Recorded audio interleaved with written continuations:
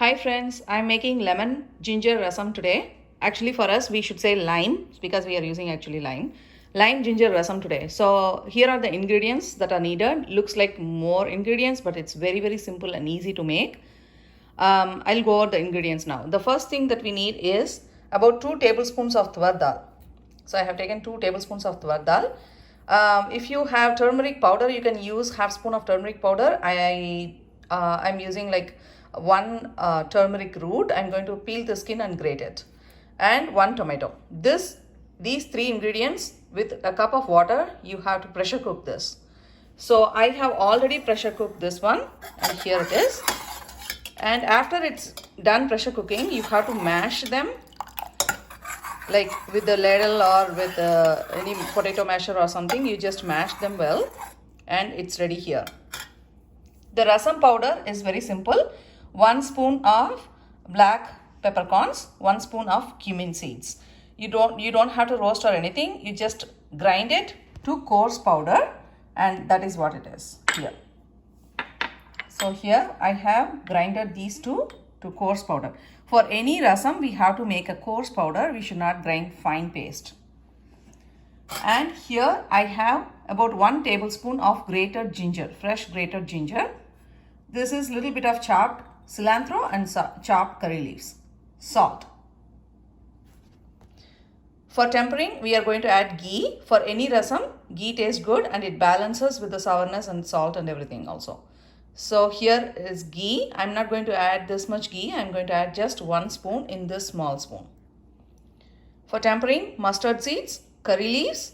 I have taken 1 small chopped onion, if this is optional, and 1/4 spoon of hing.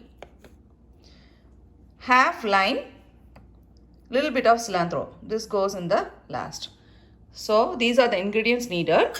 Now we have the tuvar dal, tomato and turmeric. We have mashed them well. I'm going to add the rasam powder.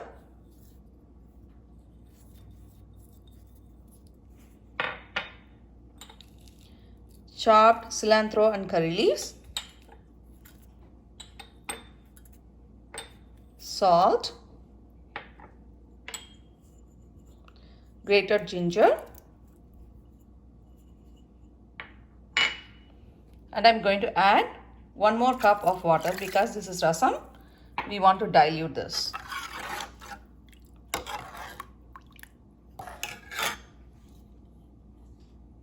Looks like I need one more half cup of water.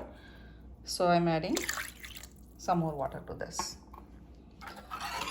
So how much water you want depends upon how thickness you want. Some people like to drink it. Some people drink it like a soup. Some people add to the rice and mash and eat them. So depending upon how you want it, you can add some water and also taste for the sourness and everything. So this 1 tomato is going to give only light sourness to this rasam. The main is lime. We are not using tamarind to this rasam, which is why this is even healthier when you are sick, have cold, body pain or anything like that. This gives a lot of energy. Because we have added lentils also a little bit, it has some nutrition also in that. You don't have to boil this because the lentil and tomatoes are already cooked and there is no raw ingredients in here. I'm just going to boil it. While it's boiling, while it's heating up and trying to boil, I'm going to make the tadka and just add it to this. That's it. The rasam will be done in 5 minutes. If the lentils are cooked, the rasam will be done in 5 minutes. So I'm going to heat this. While it's heating, let's do the tempering. So now for the tempering, to the pan I have added about like 1 spoon of ghee. To this I'm adding mustard seeds, curry leaves and the chopped onion, 1 small onion and some hing, about half a spoon of hing.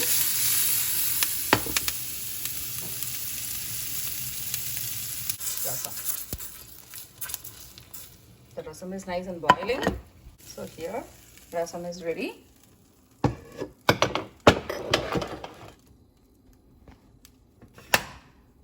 I'm going to add cilantro to it.